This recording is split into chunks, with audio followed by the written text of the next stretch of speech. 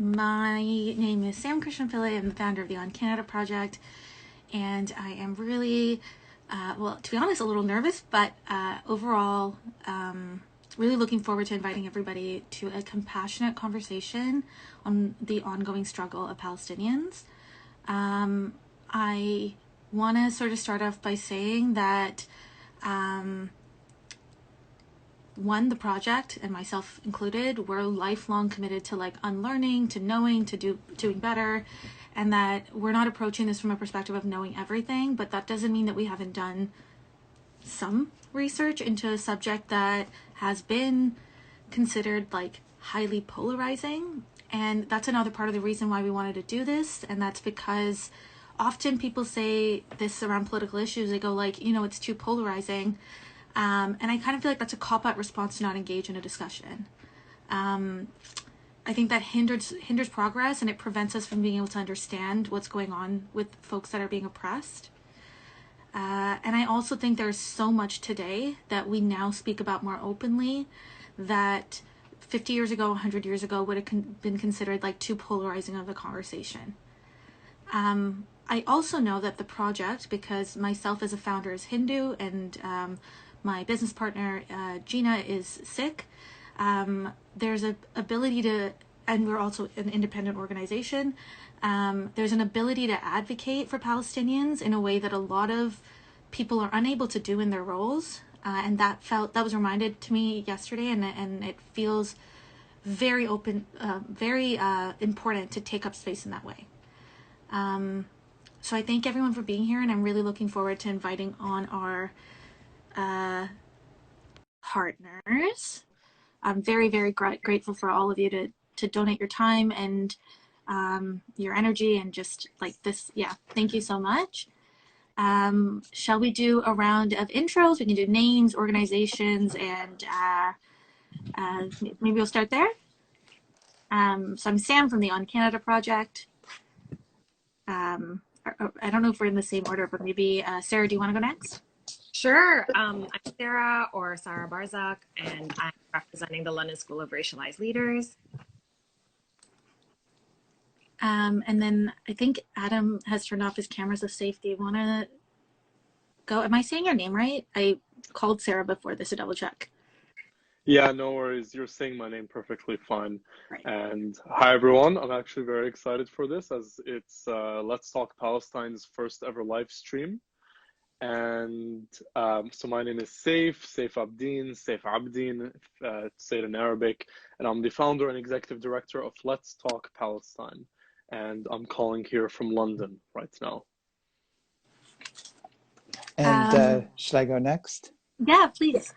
Sorry, I just had to move to a spot in my apartment with better Wi-Fi. But my name is Aaron Lakoff, and I am the communications and media lead with Independent Jewish Voices Canada, joining you from unceded Kanien'kehá:ka Mohawk territory in Tiohtià:ke, or what's known as Montreal. And I'm really thrilled to be part of this important conversation today, even though it's, like you were saying, Sam, it's really heavy. The situation right now in Israel and Palestine is really intense, but I'm hoping that people can get a lot out of this conversation. Me too. And I also want to say that I'd love to have this as an ongoing discourse, as comfortable as we all will be. Like, we'll see how this goes. But I want you to know, like, our project is really committed to having this discussion and talking both about pro-Palestinian rights, but also talking about why anti-Semitism in the world needs to end. Those are both like very important things, and we really stand by that, even if we're critical of systems and structures that are oppressive. Like, I think we can all agree that discrimination of that sort is like fucked up. So we're going to start with setting the scope of a very complicated, huge issue that there's a lot of like, discrepancies around it, and there's a lot of tension around it. But if we can maybe start at the turn of the century, like what has happened in the last 100 years? Because the conflict is not the right word, and I know that, but the issue is like larger than like Yeah. Sorry, someone else talk. I'll ramble. No, no worries. And it is very difficult to stop using, language like conflict, right, which has become very mainstream in Western discourse, even Mhm. as problematic as it is. So it's understandable that people struggle with it, given that that's the term that keeps popping up and that keeps being circulated by media and by the Western discourse.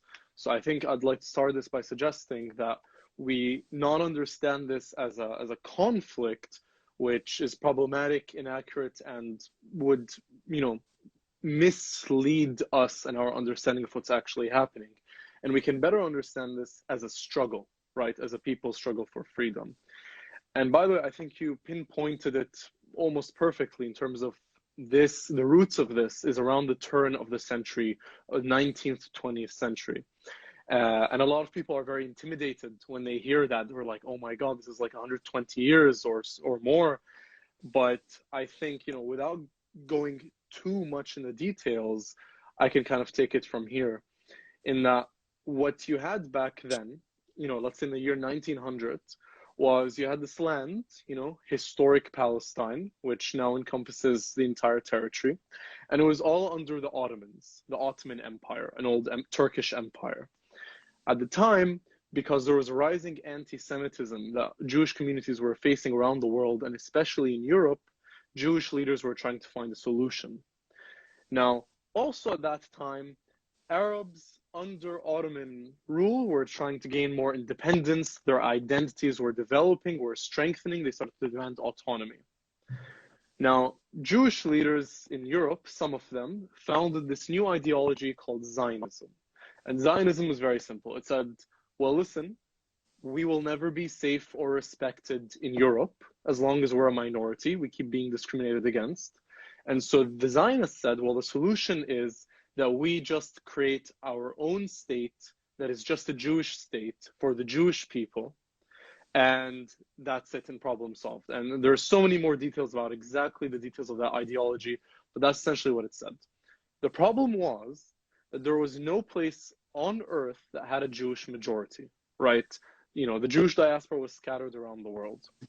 And so they started considering ideas and plans where they're like, okay, well, where could we create a state with a Jewish majority? And they looked, people don't know this, but they looked at Argentina. They looked at modern day Kenya. They looked at modern day Cyprus. They looked at the parts of Egypt. And Uganda. Oh, wow. Uganda. And and that's where there was an official British offer in 1903 called the Uganda Scheme, where actually it's not technically modern day Uganda. That's why I said Kenya, but they called it the Uganda Scheme, and it was to settle Jewish settlers in that territory to create the state. But the Zionists rejected that offer, and eventually they set their eyes on Palestine because of its historic Jewish importance, with all the Jewish religious sites in the history. And what we basically see from then is that the Zionists realized, they're like, okay, we want to create a majority there, but there's one problem. Is that there is already a people in this land, and those are the Palestinians. And so they asked themselves, how do we create a Jewish majority? That's the basic question.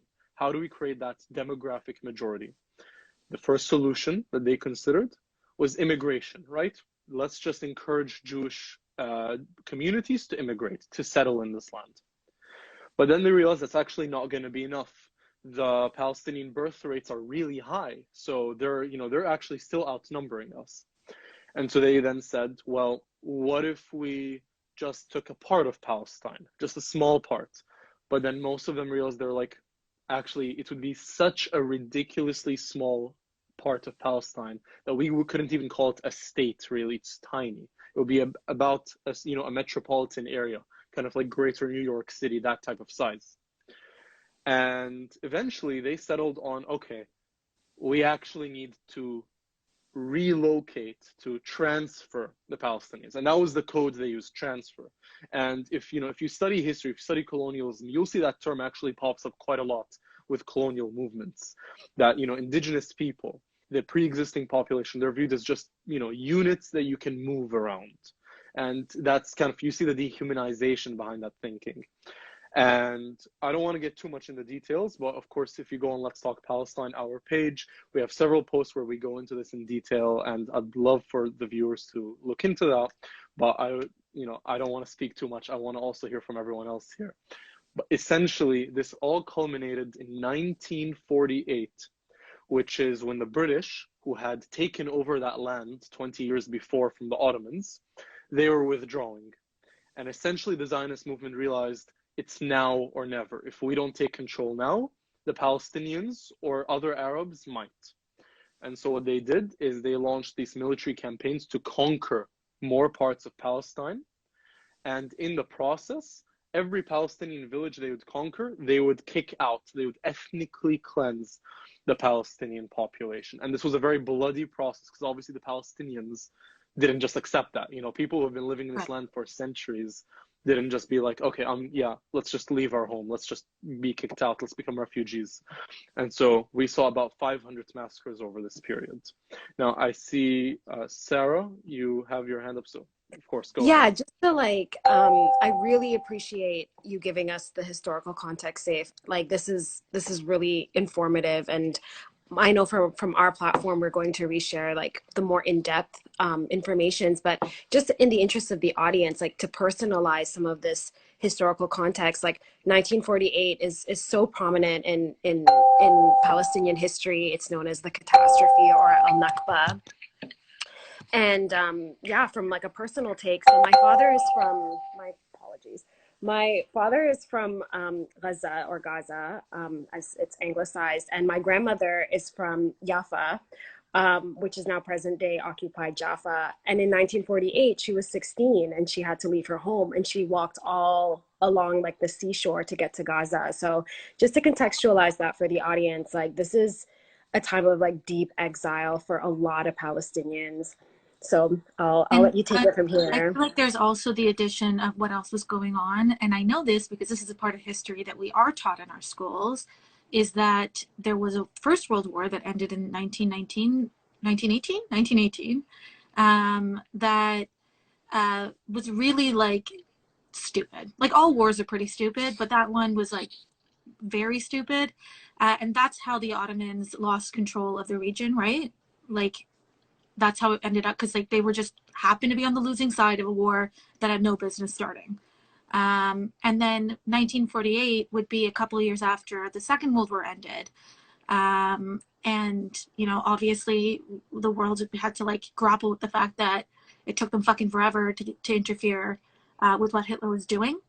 And then by the time they did start engaging, so much time had passed. So there's a lot of guilt collectively, rightfully so, because there's a huge horrible thing was happening to Jewish people in Europe, and that that's also I think important for the timeline for those of us that didn't spend last night looking at all this stuff instead of sleeping. Adam?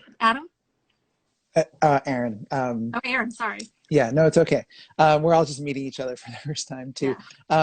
Yeah. I mean, Saif did an amazing job kind of summing up a lot of kind of the basis for the history that we need to know. And thank you, Sarah, for bringing that kind of personal narrative. I think is really important. And what I'll just say, I guess, is I think in terms of looking at this conversation, right? Like the Holocaust, in terms of maybe one of the catalyzing moments, right? It's in terms of this timeline that we're looking at. I mean, it's one of the great tragedies of human history, right? That's undeniable. And I think a lot of Jewish communities today are still living with that pain and that fear and that trauma. But I think, one thing that's just as traumatizing and just as tragic is that, this tragedy of the Holocaust has then been kind of displaced onto the Palestinian people, right? And so, as Sarah said, there's in 1948 what Palestinians call the Nakba or the catastrophe, which is 750,000 Palestinians being ethnically cleansed from their homes, as Saif was saying. And I just think that we all need to ask ourselves as human beings, if one is to live through one historical tragedy, does it make committing another historical tragedy the right thing to do? And I think the obvious answer is no, you know? And throughout history, there have always been Jews who have rejected this idea of ethnic cleansing, rejected the idea of Zionism, right? You know, throughout a lot of the 19th and 20th century, there were movements, like mass movements of Jews in Europe who said, you know, we actually need to stay and fight anti-Semitism here at home where we live in countries like Poland and Lithuania and Belarus, you know, who didn't have colonial intentions to go and displace another people. And I think oftentimes that history gets overlooked too. And so I just kind of wanted to add that maybe as like another important part of this conversation. But maybe I'll turn it back to either one of you if you wanted to fill in some more historical details. I want to note another thing really quickly. So I'm like Hindu. My ancestors are from Sri Lanka, also a country that has been colonized several times over. It's great. Fucking bullshit, but it's, yeah. But that the land, like Palestinian land and what Israel is now today, that is historically a very like religious area, right? There's so many people who can tie the origins of their religion or like culture back to that area. Because something that we get in our DMs a lot is Jewish people are like indigenous to this land as well.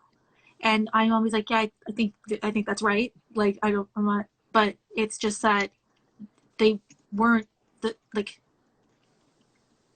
that's not what happened in 1948. Like, it wasn't that they were indigenous, it was that you know, it became a country, and the country that like someone else did over. I just have thoughts and questions. I'd like to actually take on that part, because that's you know, it's a very important point. Is that, you know, right now what we're hearing is there are a lot of Zionists who are appropriating indigenous language, right, to currently say Jews are indigenous to Israel or Jews are indigenous to Palestine. And I just want to make this important point. Nobody denies that there is a very ancient Jewish connection to that land and that Judaism originated in this region. And that, sure, that's important. But I think the word indigenous, we really need to be careful with that, because this is something people need to remember, is that that word indigenous arises in cases of colonialism, right?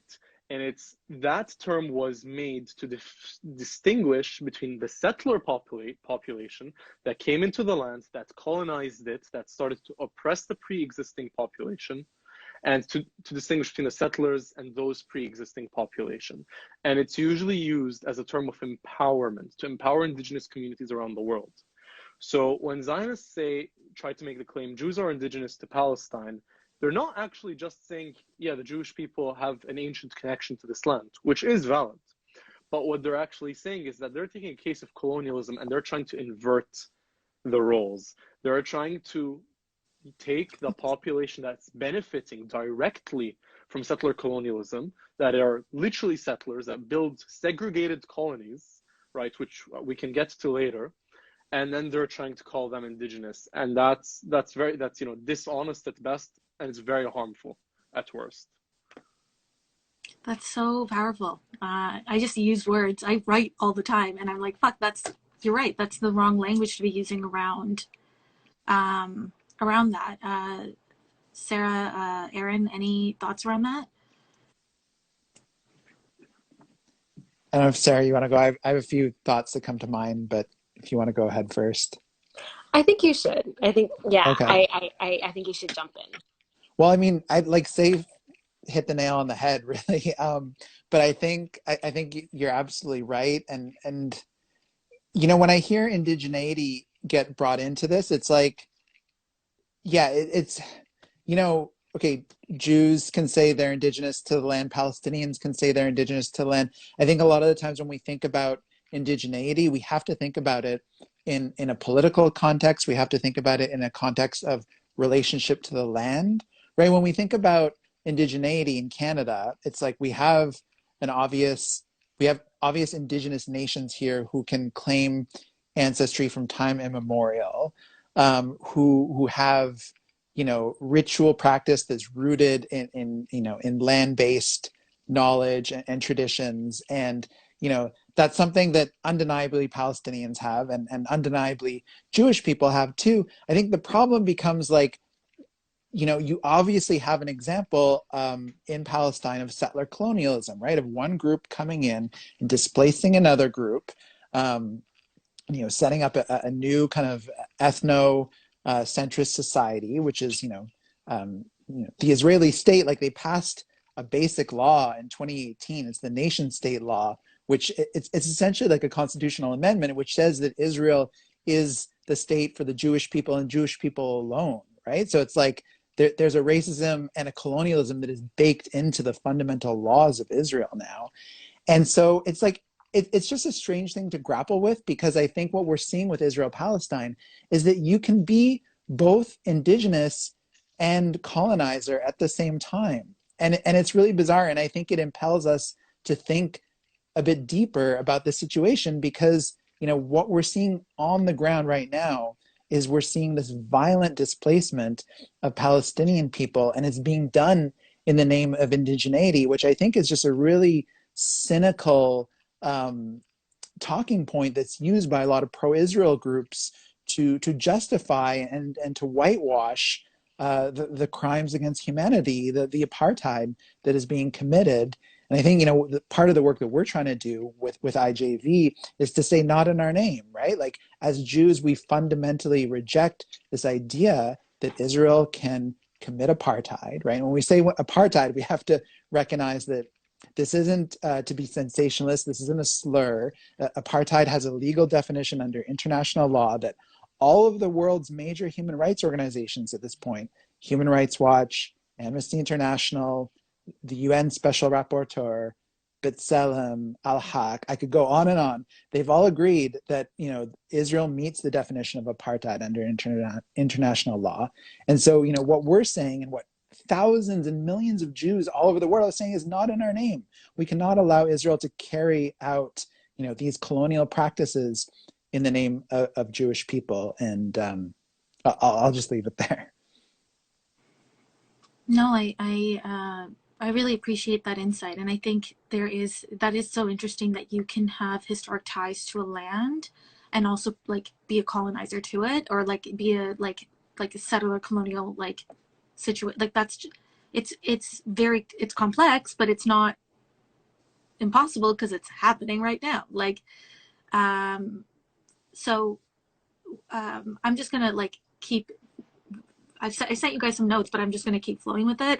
But feel free to jump in as you guys all think of stuff. I think one of the things that I get really afraid of as someone who does not I am just trying to show up in solidarity. I don't have ties to the people in that land, but I just feel like human rights should be upheld. One of the pieces of feedback I see a lot of is that in Israel, Palestinians and Israel, and Jewish people are living, and Christian people are all living very happily together. And then I looked into this further, and I read that that's I don't know if happiness is a feeling, so maybe there are happy people, I don't know, but it's not the same sort of citizenship though, right? It's like how in Sri Lanka my ancestors lived there, were Tamil, and this majority government created sort of a secondhand citizen vibe, and that's what we were. So you didn't have the same access or resources or whatever. And I'm not saying it's the same thing. It's just that I was oh, parallels, sad. So yeah, are people living happily, and we're just seeing what's going on?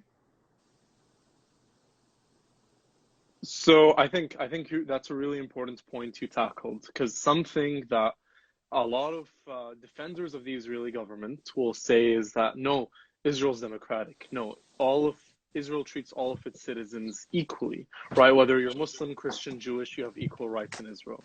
And I think that's completely false. And I think, the most obvious piece of example is actually what Aaron cited, is that 4 years ago, Israel amended its constitution to say that the right of self-determination exists only for the Jewish people and not for the Israeli people, right? It's not for all of its citizens, no. It's for one ethnicity among its citizens. And that's I just want to kind of clarify that wasn't new. What they did 4 years ago, that was a formalization of what had been the status quo since the country was established. And so but I want to be a bit more specific, right? Because, that law, it's a bit ambiguous, right? People ask, like, what does that actually mean? Concretely, how does that really translate? And I think that's an excellent question. And so I'm pulling out some examples right here. So, for example, there are Israeli towns have admissions committees, right? And I think just that sounds like a red flag already without me even elaborating, right? You can see where this is going.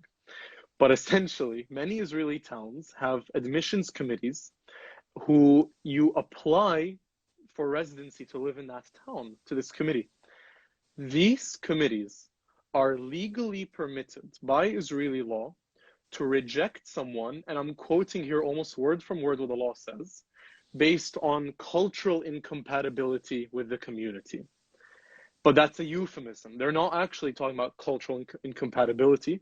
They're saying you can reject people based on whether they're Palestinian or not. You can accept people based on whether they're Jewish or not, right? You can deny people the right to live in land based on their ethnic or religious background.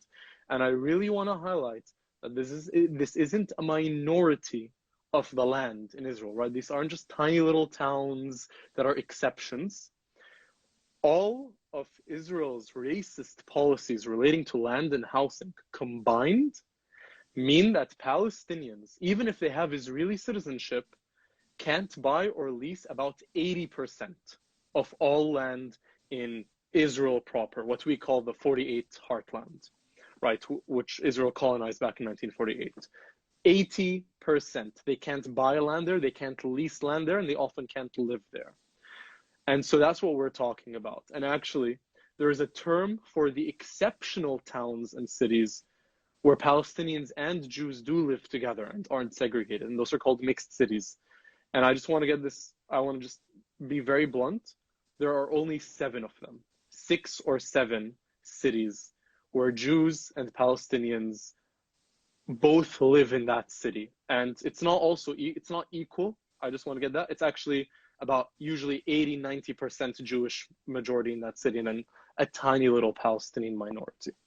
So I just really want to get that there is no peaceful coexistence. And if there was, then we wouldn't have seen Palestinians participate in an uprising last year against the Israeli government, including those with Israeli citizenship, right? Half of all those Palestinians live under the poverty line.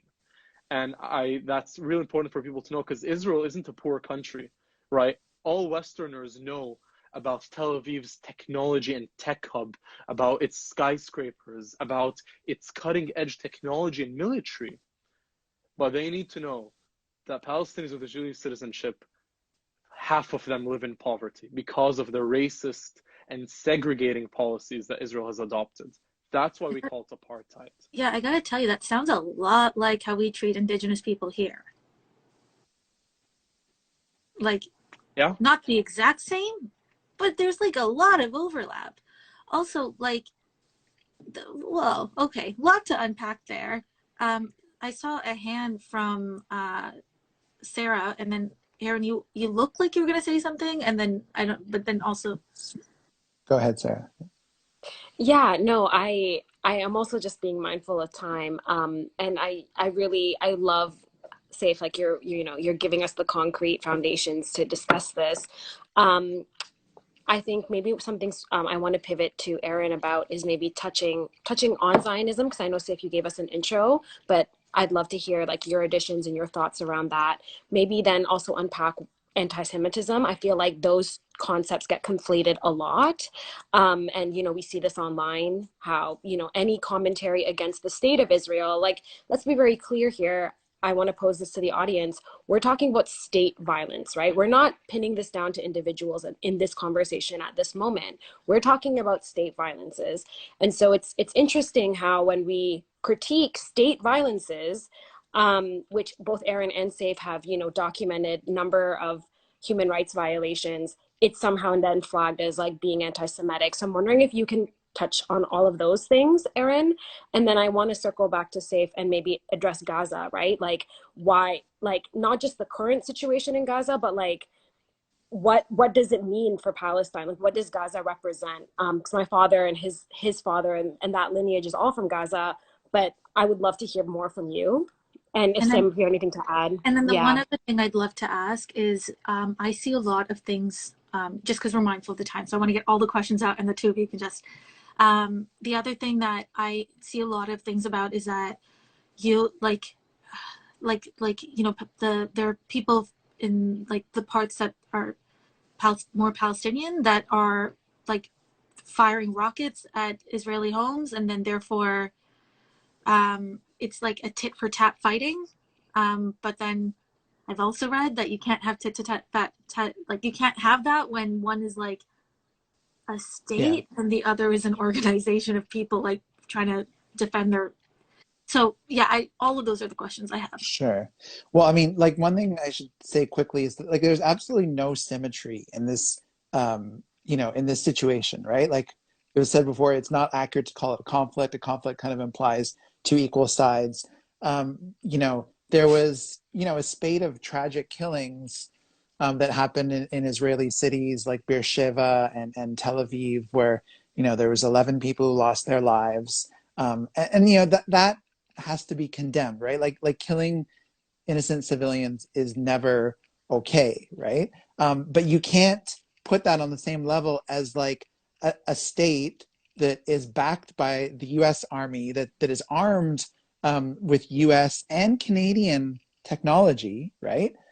Going into an occupied territory and killing people on a daily basis, right? So we talked about 11 Israelis that were killed. I think it's up to like 27 Palestinians were killed in the same time period in places like Jenin and in other cities in the West Bank, right? Students, like an 18-year-old student in Hebron was killed. A Palestinian young woman, right? This is like just like the daily violence and apartheid that Palestinians live under. And so it's just, we have to kind of get rid of this idea of like, two kind of equal sides battling out tit for tat. That is not what the situation is. But to come back to the question of Zionism, I'll try to do this as quickly as possible. Zionism is an ideology. It's an ideology like liberalism, like fascism, like, socialism. And what a lot of pro-Israel groups are trying to do right now is to say that anti-Zionism is anti-Semitic, which is absolutely absurd, right? Like anti-Semitism is a real and deadly force in society. It is intrinsically linked with white supremacy. It's, a lot of people say it's the oldest hate that exists. But what we know today is that, the Tree of Life massacre in Pittsburgh happened just a few years ago, where 11 Jews were shot dead while they were worshiping by a white supremacist. There was the hostage situation in a synagogue in Texas last fall. So these things like this, these are traumas that we carry as Jewish people, never knowing, if we're actually fully safe in this society. But what we have to understand about anti-Zionism, okay, yes, there can be anti-Zionists that are anti-Semitic, of course, just in the same way that there can be liberals who are racist or socialists that are sexist, right? But you cannot then make the extrapolation that all anti-Zionists are anti-Semitic. That is absolutely false, right? Like I think, and please, if one of the two of you want to pick up on this, is when Palestinians are rejecting Zionism, they are essentially rejecting a movement that is dehumanizing them, a movement that is stealing their land, that is trying to whitewash their history. And so, anti-Zionism is a 100% legitimate ideology. We have to, recognize that there are, huge movements of Jews all around the world who proudly identify as anti-Zionist, like myself. And it's just that it's an ideology, and I want people to kind of hold that you can absolutely be anti-Zionist and stand against anti-Semitism and stand against Islamophobia and white supremacy and heteropatriarchy and all the other things, and that's fully compatible. I want to actually just add to what you said, Aaron, in that it's not just that anti-Zionism is legitimate, that it's okay, but as Palestinians have been saying, as the victims of Zionism for over 100 years, anti-Zionism is necessary. And when you have an ideology that comes and says we need to segregate people, we need to only serve one ethnicity, when we're going to dominate one people for the benefit of another, we have a moral obligation to reject that. We have a moral obligation to reject the manifestations of racism, to reject colonial movements. And that's the first step to standing in solidarity with Palestinians. And I think with the time we have left, I've left for Sarah is here with me all the time. She's a contributor on the project. But for Saif and for Aaron, like if there's other things that you guys wanted to talk about before we close out. And then also what I think Sarah also asked about Gaza and like the I don't know enough to end that question. So I'll just end the sentence here. Yeah, I think Gaza, let's touch on that because, we talked about 1948 exile. Gaza becomes very prevalent after that movement. And what does that stand for? And why every Ramadan there seems to be some kind of escalation of violence. So let's touch on that. And then I think we can close off with maybe addressing, the hypocrisy around media coverage and touching on how some, human rights violations are not deemed as prevalent as others. And I'm sure we all know what the subtext of that is. Aaron, would you mind if I started by touching on Gaza? Please. I think, honestly, I wish we had another hour just to talk about Gaza because of how important it is. But I will say what I think is a very important point that the media never gets across. And I think if most Westerners would understand this would definitely change their understanding of the situation.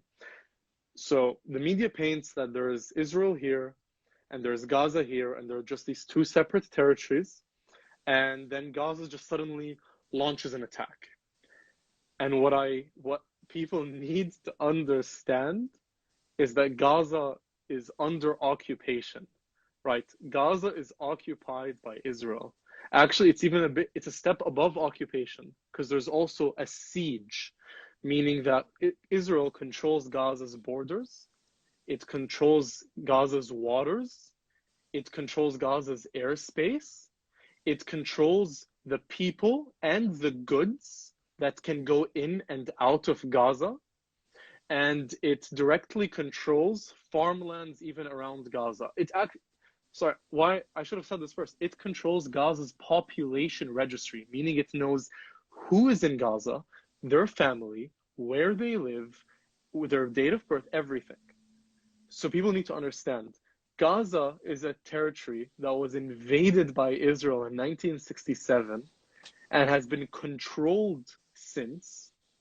And Gaza has been turned into an open-air prison where people cannot leave. They cannot travel. They can't fish in most of their waters because then they get shot by the Israeli Navy if they venture beyond a certain point. And if they approach the wall, the militarized wall with Israel's borders, they get shot at. And this happens very regularly, but you don't see that in the news. Because when the news this is code. Whenever the news says that violence is flaring up in Israel-Palestine, that means one thing. That just means that Israelis are starting to suffer from the violence, because violence against Palestinians is 24/7, every day of the year. And so Gaza isn't just this territory that's just next to Israel and suddenly out of nowhere decided to launch an attack. No. Gaza is a place that is 70% refugees and are under a brutal siege and occupation, and they're struggling for freedom. And they've decided that they're not going to just sit around and wait to slowly die in this prison, in the world's largest open-air prison. And they decide to engage in military resistance. So just understand that, and you will immediately better understand everything that happens. Mm-hmm.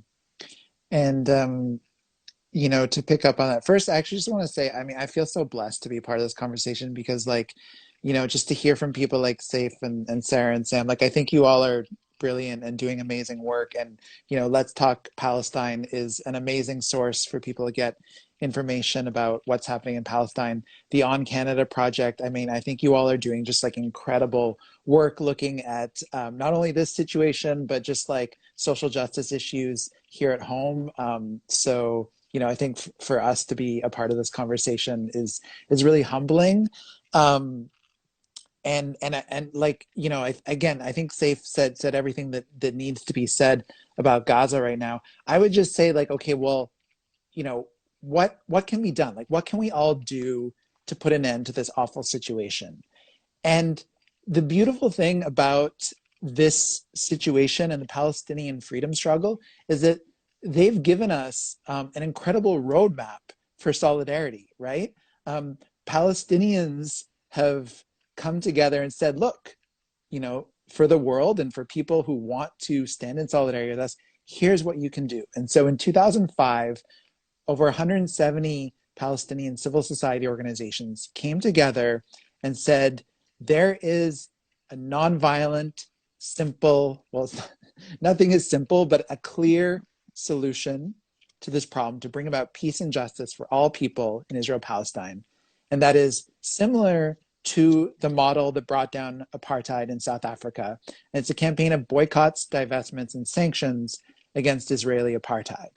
So boycotts, right? Something that you and I, everyone can do to just not spend our dollars supporting Israeli apartheid and companies that are complicit in occupation and apartheid. So it means not buying Jaffa oranges. It means not buying products like SodaStream that are made in illegal Israeli settlements or settlement wines.